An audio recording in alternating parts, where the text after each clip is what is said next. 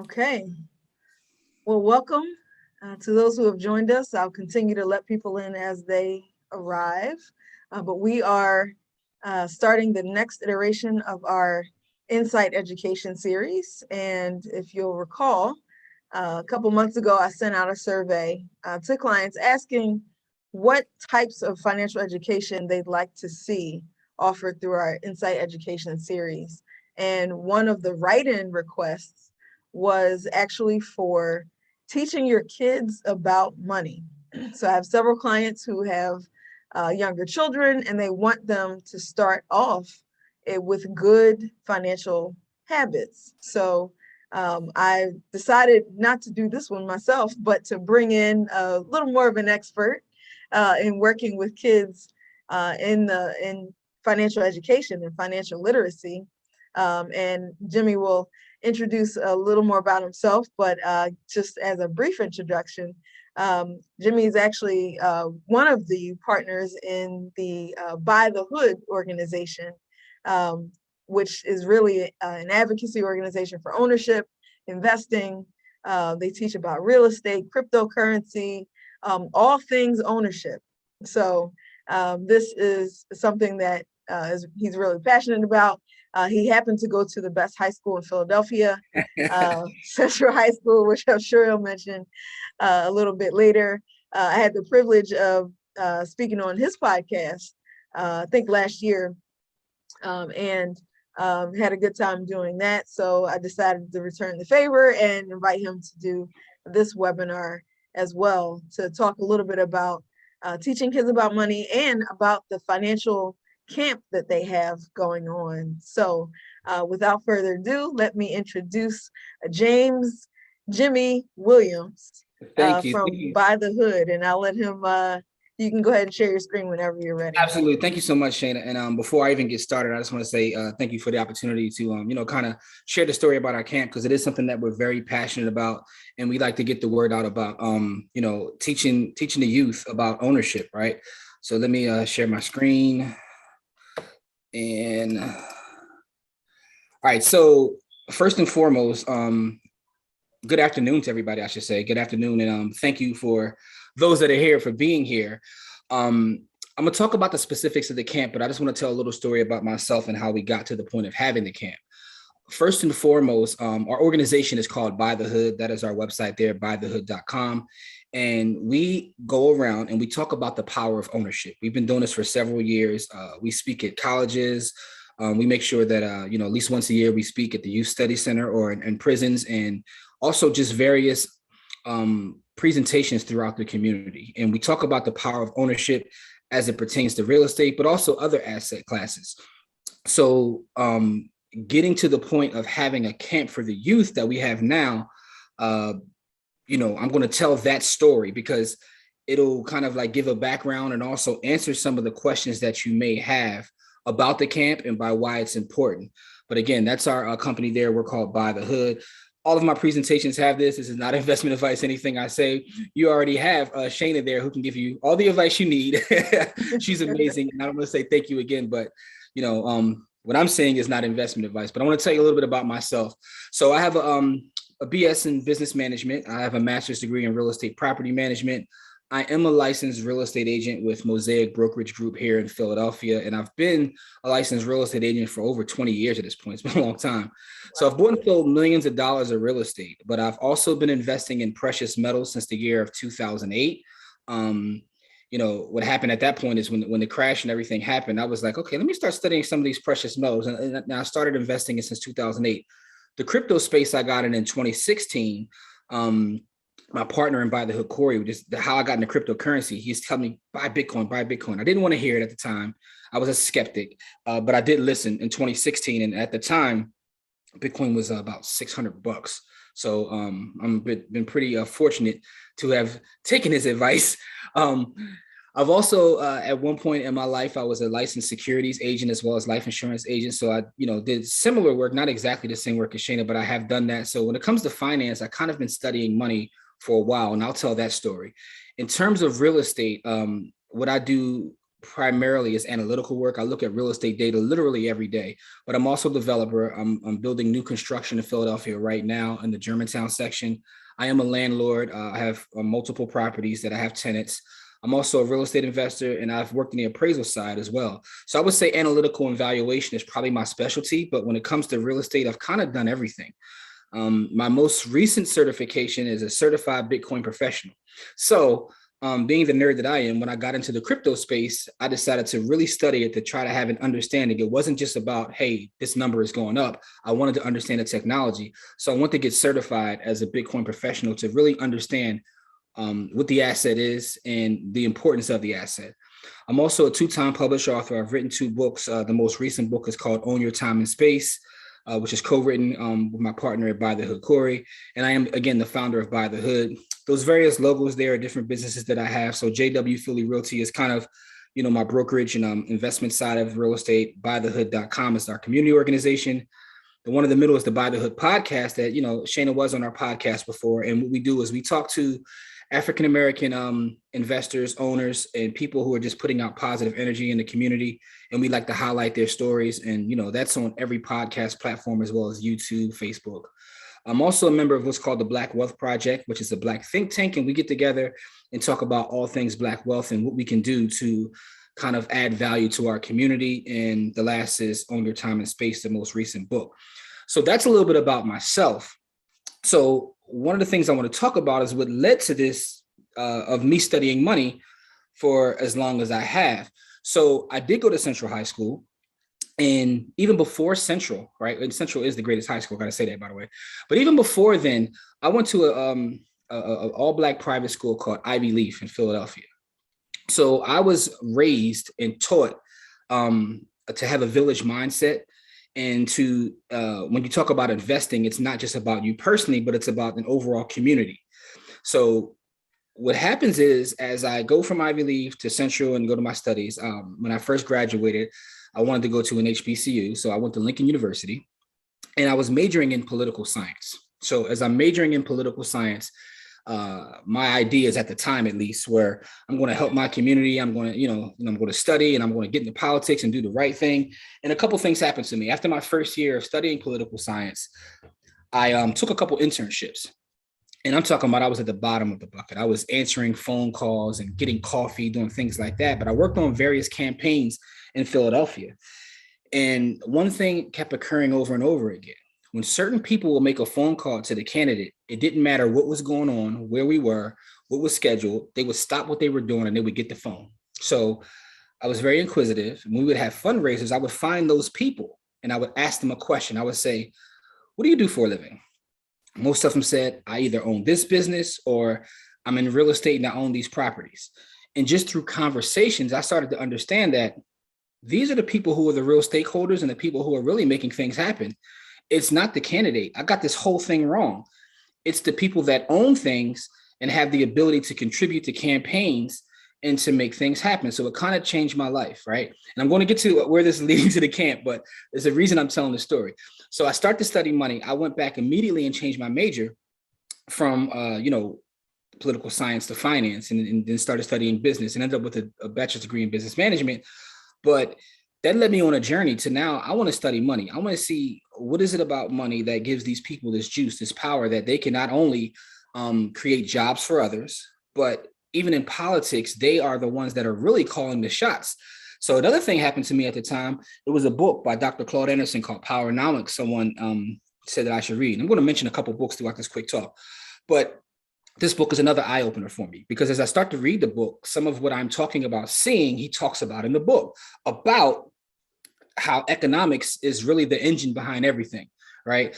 So I see it in play and I'm reading it. So it's not just that I'm reading it or not just that I'm seeing it, but I'm like, wow, this guy is talking about these things and I've actually saw this. I have to continue to study money, and figure out this thing. So at that time, I said, okay, I have this experience at the graduating school. I went and got my real estate license, went to grad school, did all these things, and even went to get the securities license that I talked about. As I'm studying, I'm like, I have to share this information. So I take it upon myself to create a community organization. And I've been doing these kind of talks at this point for I mean, I have video literally in 2000 of me in a library talking to a bunch of people, telling them why they got to get their credit straight and why they got to start saving money. So I've been doing this for a long time. And my partner Corey in By the Hood, he's also another Central grad, by the way. We would have these debates. He went into education, but he also was an investor himself. So he owned like a commercial property. He owned a bar in Philadelphia. And we would have these debates about economics and all this, but he was also an educator. And no matter what he did in business, he always kept his job as a teacher because he loved to teach. And one day we were having a conversation and he said to me, like, look, I love the work you're doing. He said, but the problem is you're not speaking to the right people. And I was confused by that, right? So then he shared this quote by Frederick Douglass. He said, it's easier to build strong children than to repair broken men. And I said, wow, okay. He says, what you got to start doing is reaching to the youth and to teach them some of these same concepts. He said, because, you spend, because at times I would get frustrated because I would see people make the same mistakes over and over and over again. I was sharing my frustrations with him. And his response was, he loves teaching. He says, let me work with you and help build out a platform to teach the youth. And I said, listen, I'm all for that. Because again, I was raised to be village minded. So in doing this, it's been the most rewarding work that I've ever done because now I'm seeing children as young as 5 years old. And I know a lot of times people ask like, what age do you start having these conversations? And I think before we started doing the work, I would have said maybe 10, 12, but he said, no, start younger. We start with kids age 5. And when you challenge someone that young, you'd be surprised. A lot of our kids are brilliant, but they don't get challenged enough, right? And if you teach it to them in a way that they understand, you can start with kids as long as they can read, they can start to pick up some of these money concepts and grow with this information. So that's how we started our By the Hood camp. And that's the website there, bythehoodcamp.com. Those are some pictures from our camp. This upcoming camp that we're having this year, this will be our 7th year. So for the first 5 years, we did it in the Germantown section of Philadelphia. We did it in person, and we have a lot of success stories that come from the camp. Last year, because of COVID, we moved it online, and we're going to have it online this year as well. Maybe in the future, we can get back to having it in person. But the thing we recognized about having it online is we were able to serve more families because it was opened up to people all across the country. So we have a lot of success stories from there. One of the great things about the camp is that I see kids come back year after year and they're growing and growing with the information. And we have kids as young as age 6 or 7 who can look at a company's like income statement and break down a company. And it's like, wow, no one would even challenge them to do that. But now this is what they're growing up. They're getting the jargon. And I want to say it's not about them having a complete understanding of everything that's being told to them, but it's about the exposure of certain concepts, certain information to understand, starting from the basics. What is money, right? These are the kind of conversations that we have. And now, the success stories are amazing. But what I will say is the best students we have are the ones where it's reinforced at home, right? So some people will bring their kids to the campus to be completely transparent and honest, like, oh, this is a babysitter. They go to take it over for 3 hours. But then there's parents who take it serious and they will stay with their kid at the camp while they learn the information, reinforce it at home. And those kids, I mean, wow, I can only imagine what they will do in the future because they've been exposed to this information since the age of 5 and it's being reinforced at home. And they're growing up, talking about balance sheets. They're growing up talking about saving. They're growing up talking about debt, about budgeting and all these kind of things. And it's put in front of them at a young age. So one of the things that a lot of folks ask about our camp is how do you keep kids that young engaged in the information, right? So another thing, I read this book. It's called Brandwash by Martin Lindstrom. And what was interesting about this book is this book talks about tricks that companies use to manipulate our minds and how every single one of us is brandwash, whether you want to, believe it or not. He talks about the fact that even before we are born, brands are like, kind of put in front of us. So no matter who you are, all of us have a love for a brand, and it could be any kind of brand. It could be your favorite restaurant. I mean, I've seen people almost get into fights between Apple or Android, right? People buy into brands. And when I read this book, it clicked. I said, well, kids love brands. So one of the easiest ways we found in our camp to reach the youth is to meet them where they are. So when we talk to young kids, it might be Roblox, right? So you start with Roblox and then you build from there. Okay, Roblox is a company. How much money do they make? What is their budget? So that's kind of where you start. Some of our older kids love sneakers. So you go with Nike or Adidas, right? Kids have their favorite restaurant. Then you have, we have arguments in our camp about PS5 versus Xbox, but then you start there. You start wherever they are or whatever that brand is that they've bought into. And then you work your way in and you're able to have all these conversations about ownership, about these companies and these brands. There are people that make money with these brands. But a lot of times we're looking at these brands from the idea of the consumer. So what we're teaching the kids is, okay, you love this brand, but now let's look at this brand as a business. Let's look at this brand as an investor. Once reading this book and applying this to the kids in the camp, it took off because he's right in his hypothesis that people love brands. All of us love brands. I mean, and for you watching live or those that are watching the replay, I'm pretty sure there is a brand that you talk about. So even now when we do things for adults, we have an online university where we teach adults as well. I'll ask them their favorite brands. And it is sometimes we'll literally start an argument. People love brands. It could be their favorite dish detergent or their favorite soap. People really fall in love with brands. And that is a way, believe it or not, to help the youth learn about business, about investing, about finance, about saving, is to start wherever they like. They all love something. It could be, their favorite bike or their favorite TV show, their favorite channel. What is their favorite streaming app? As it pertains to real estate, we'll start with things like talk about Disney World or Disneyland or Dave and Buster's for some of the kids. They love Dave and Buster's. And then we work our way out from there. But we found that as being an effective way to work with the children, because you have to look at that specific child's personality, right? Are they a sneakerhead?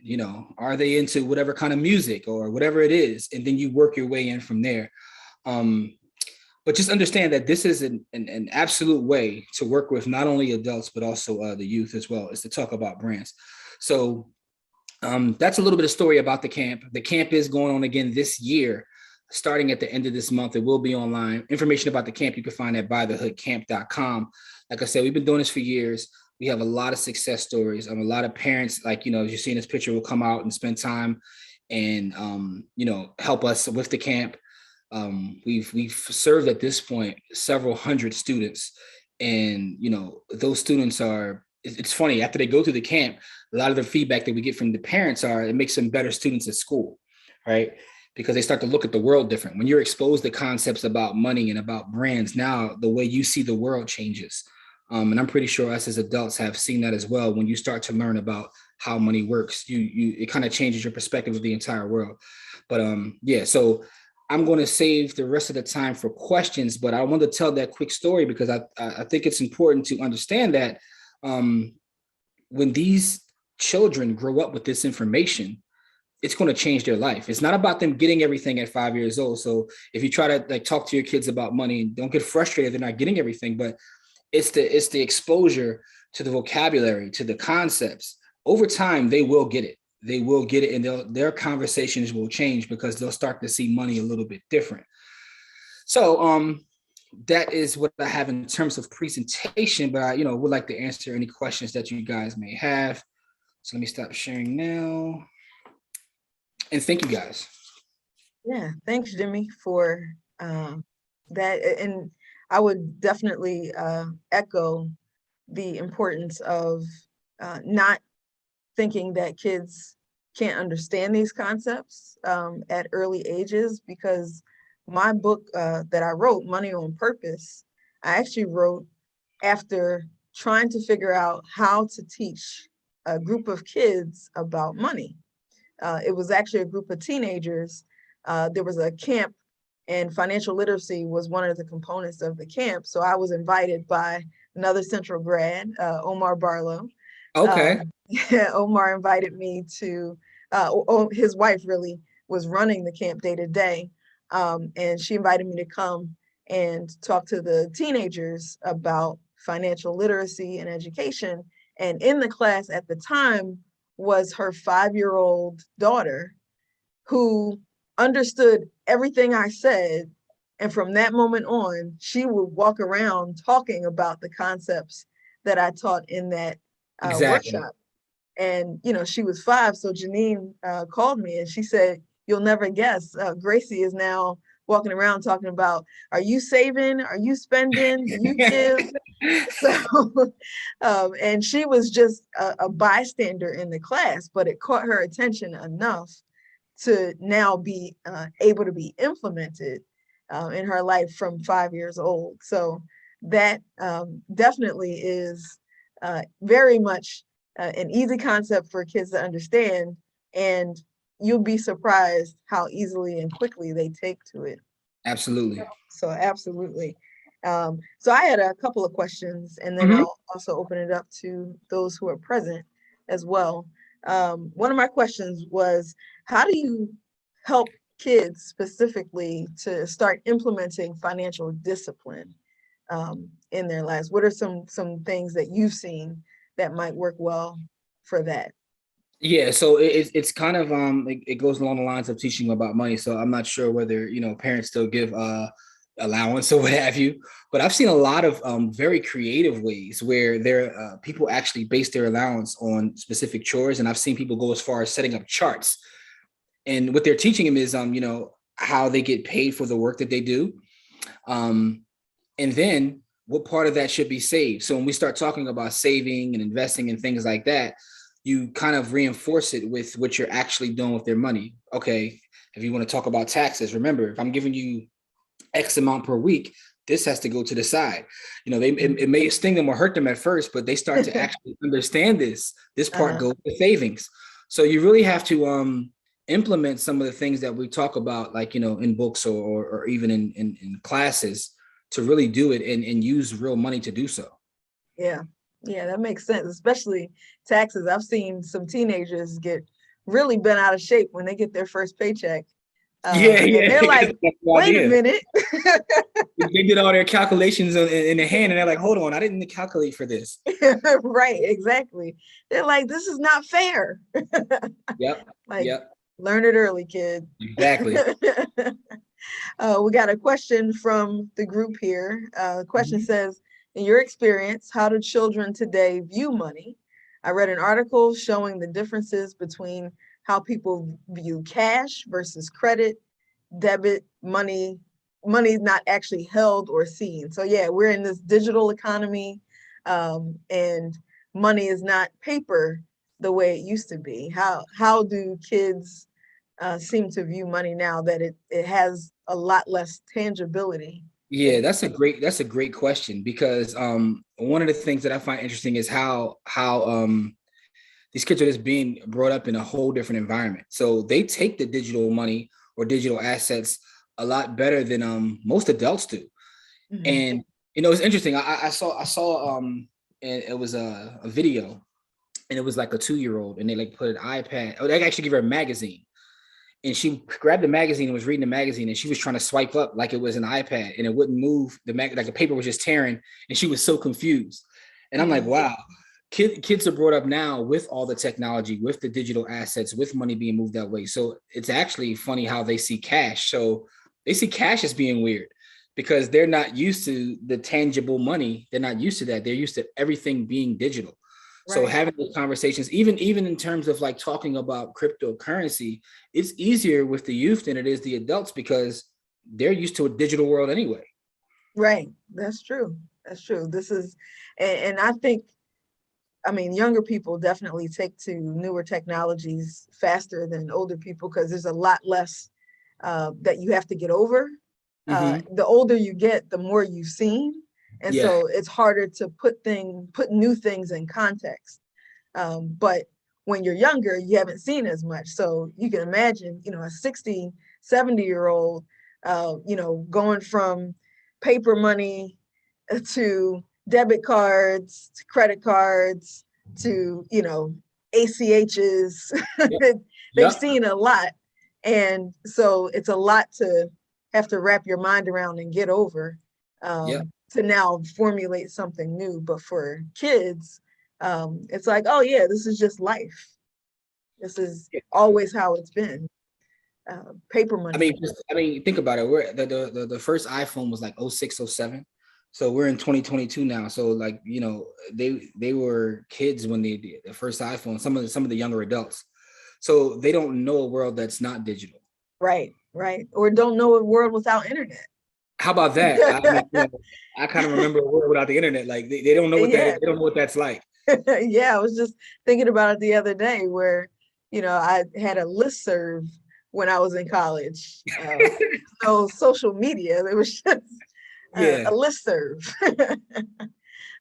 But yeah, so I had another question Hmm. here, and the question would be, um, how about in terms of personality? So different kids have different aptitudes, and you might have, a parent has multiple kids. There's one kid that's really gravitating towards certain things.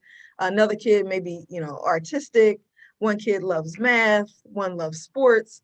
How do you try to incorporate financial literacy, regardless of whether or not, the kid seems to be gravitating towards that? That's a great question, but that's where that idea of brands like really came into play, because I recognize no matter what space they were in, there's a brand that's dominant in that space, right? Okay. We live in a world of capitalism, so no matter what space that they're in, they could be into to theaters or arts. There's someone that owns the facilities or the company that runs that specific industry. They could be into sports. Who owns these teams, right? So that creates the conversation where then you can work backwards.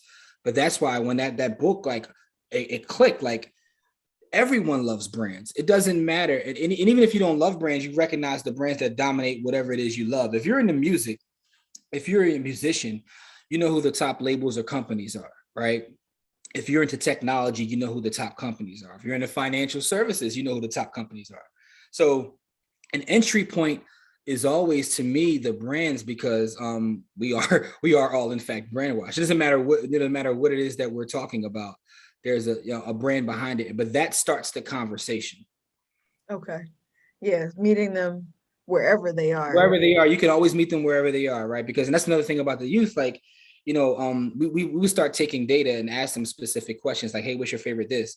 And there are certain things that just dominate, right? So I can tell you, we just did a class for high school students in Nicetown, and we gave them surveys. 98% of them love iPhones, right? So I think iPhone was the highest number in terms of everything. The second was Nike, right? And we asked them about pretty much everything there is, their favorite food, their favorite clothing brand, their favorite this, but there was like, so some stuff, you had a little bit of this, a little bit of that, but the two brands that dominated like over 98% were Nike and Apple, right? So now I know when I'm talking to these kids, like I know where to meet them at. They love iPhones and they love Nikes, right? So um that's a way to kind of like get into those conversations. Okay, perfect. And what are some of the success stories that you've had come out of your camp? What do you see kids Yeah, doing once they're done learning this? it kind of changes them, because one thing about kids is they love to go back to their friends and tell them the things that they don't know that they know now. So that's how, actually, that's how I came through this. I'm about to say adults like that too. Yeah, we do. Yeah, we do. Yeah, just to be like, hey, you ain't up on it. Yeah, we do too. That's true. That's absolute truth. But the thing is, just the way they think has changed, right? Like you talked about, like, are you saving? Right. The greatest thing is I was in Target and one of the students ran up on me with their parents, like, look at my portfolio. And they're grabbing their phone and they're showing me all the companies they own. I was ready to like start crying in Target. I'm like, that is amazing, because this young lady is like 9 years old. I'm like, what is she going to be doing when she's 19? She's already looking at her portfolio. Right.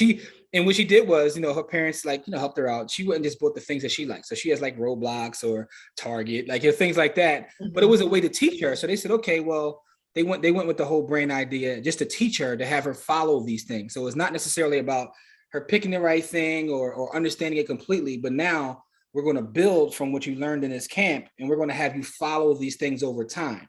So she's learning even outside of the camp by just following and seeing what's going on with the company. She sees what products they release because these are things that she uses. And it's just interesting to see, because now when she turns 20 or 25, like, who knows where she'll be at, Right. it's about growing with the information. Yeah, that's pretty amazing. I still remember the news report that I saw years ago about a Mhm. young guy who built up a $50,000 portfolio. Yeah, I Just remember that. as a teenager, he learned because his mom saw that he, played basketball. He, looked at Nike. She was learning, so she then taught him. And by the time he was like 14, he was already, Yep. $50,000 in, Yep. and growing. So that really, um, shows the power of what can be done, especially because all of kids' income is discretionary. So Yeah. That's true. That's true. any money that they get is not allocated to anything in particular from a responsibility standpoint. So it's a great time to start taking advantage of compound interest Hmm. at that time. We got another audience question here. How do you build a portfolio for a child? Do you start with penny stocks or do you start with Yeah. So investment? not really penny stocks. And again, the part of it is the actual savings, but also just the education part. One of the resources that I like, it's a website called stockpile.com. And the reason I like Stockpile is because they have a lot of videos that are like cartoony that teach the kids about investing on there. But also when they buy their favorite brand, it gives them like the logo. So if they buy Disney, it may give them like a big Mickey Mouse logo or something. So it's kind of catered towards the youth. But also what I like about Stockpile is they sell gift cards.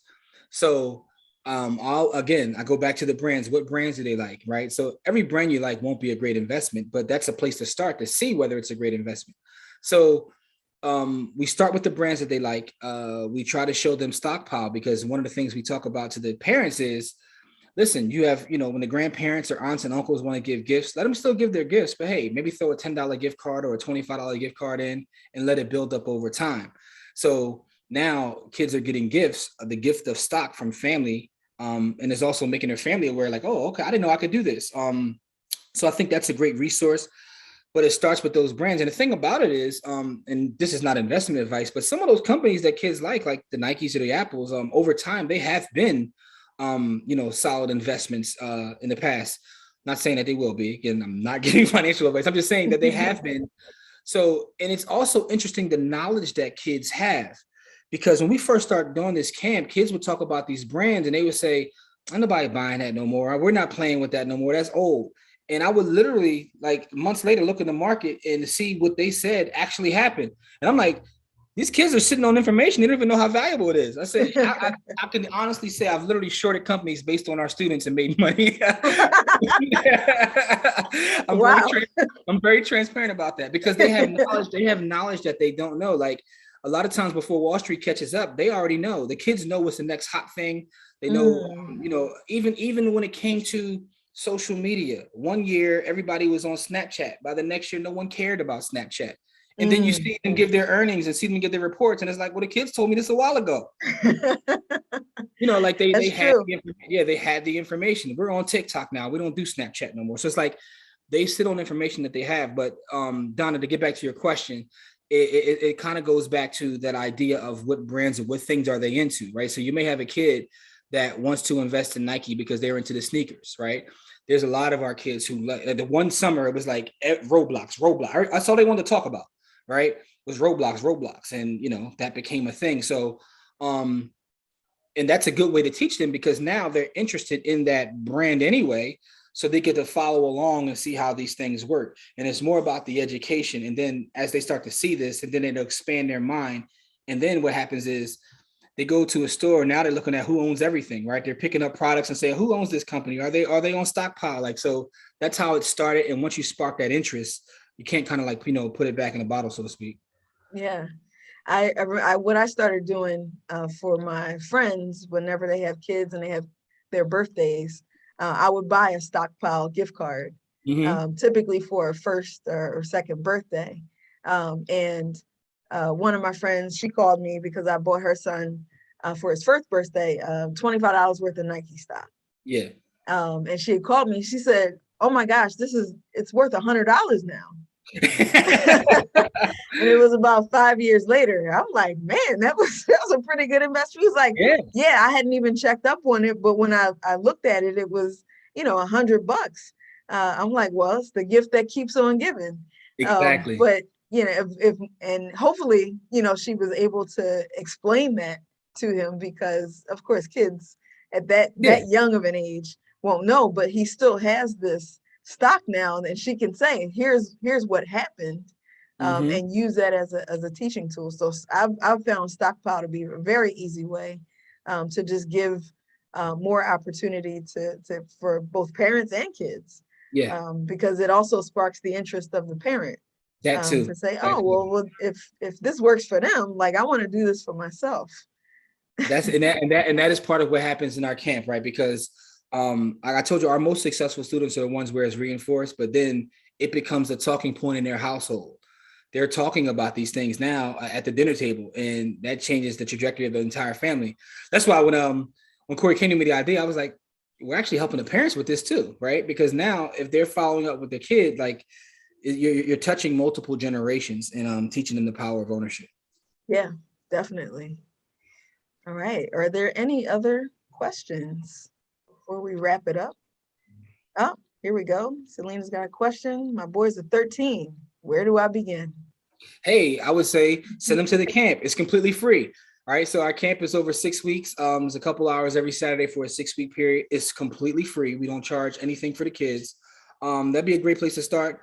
But also start with that conversation, right? When you talk to your 13-year-old boys, you probably already know what they're into, whether it's video games, sneakers, social media, whatever it may be, and start to have those conversations about those brands in terms of who owns them, how much money is being made, because again, that has been the most, how can I put this? That has given us the most success, right? Once we discovered this idea of brand wash, it just like clicked.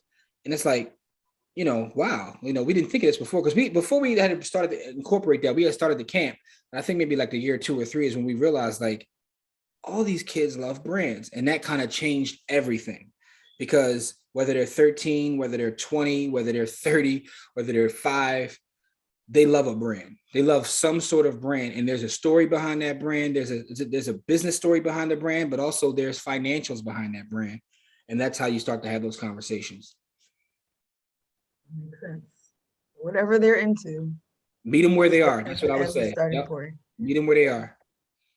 Thank you. And I remember years ago hearing that, the portfolio of a third grade classroom outperformed some mutual fund managers, because the kids knew, like you mentioned, Yeah, what it's trends amazing. were popular.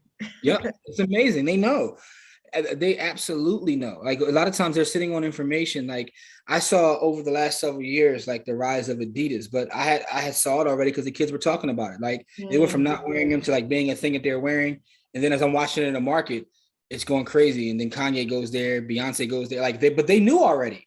Ah, The kids already knew. They have information, but they don't understand the value of the information. Like so they're like a great group to get data from. We literally collect data from them, and it's like, wow, like they know. yeah. Well, I might have to sit in a class just so I can get my next steps. You're more than welcome. Like, oh, okay, that's what I should be buying now. Great. Yeah. I will definitely do that. Well, thank you so much, Jimmy. I'm going to put up the slide here, for those who need to know, so that they can see where to go for the camp, bythehoodcamp.com. It's available. And what's the starting date? It's the last Saturday in June, and then every Saturday throughout July. The way it's structured online is we meet for a couple hours on a Saturday, and then we have what's Google Classroom, where we put the video recording for every class, as well as extra activities and things that you can do with the kids. But once you get signed up, you'll start to get emails that'll help you get more information. So we try to make it fun, we make it informative. But as a parent, you can sit in as well. And our objective is to just start to have these conversations and teach them about certain concepts. Okay, great. So bythehoodcamp.com, goes, as he mentioned, it's free. So Yep. the financial barrier has been lifted. Yep. If you got a computer, you got a phone, your child can participate. And for those who are watching the replay, feel free. Hopefully you're watching it before the camp starts, but if somebody happens to join late, can they do that? If they Yeah. So we'll probably leave it open at least for like after the first week, but then after that we'll shut it down and so we can focus on those that are there. Okay. But you know, we always have stuff going on, so they can definitely just check us out. And Shane, I want to say thank you again. Thank you for the invite. Yeah, no problem at all. I'm happy to do it. Happy to share the resources to help the next generation be better than even we were, Absolutely. for sure. So thanks again, Jimmy. Thank you for watching. I will let everybody return to their day. ByTheHoodCamp.com again, and be sure to stay tuned to our next iteration of Inside Education. Thanks again, everybody. Take care.